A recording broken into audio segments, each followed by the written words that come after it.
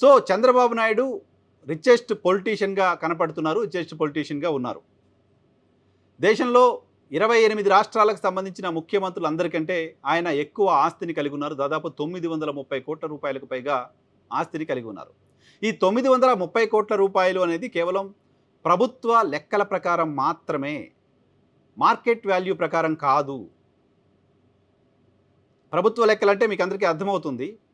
గ్రామంలోనో లేకపోతే హైదరాబాద్ చుట్టుపక్కల ఓ ఎకరానికి సంబంధించిన ప్రభుత్వ భూమి విలువ ఓ 10 లక్షలో 15 లక్షలో ఉందంటే ప్రభుత్వ విలువ ఒక ఎకరా భూమికి ప్రభుత్వం కట్టే విలువ 10 లక్షలో 15 లక్షలో ఉందనుకుంటే మార్కెట్లో దాని వాల్యూ 10 కోట్ల నుంచి 100 కోట్ల రూపాయల వరకు ఉండడానికి అవకాశం ఉంది.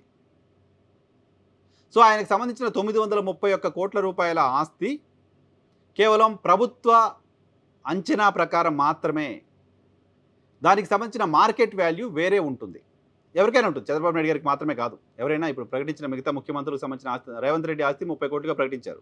సో ఆయన మార్కెట్ వాల్యూ 30 కోట్లకు సంబంధించిన మార్కెట్ వాల్యూ డెఫినెట్గా 30 కోట్ల కంటే కొన్ని రెట్లు ఎక్కువగా ఉంటుంది.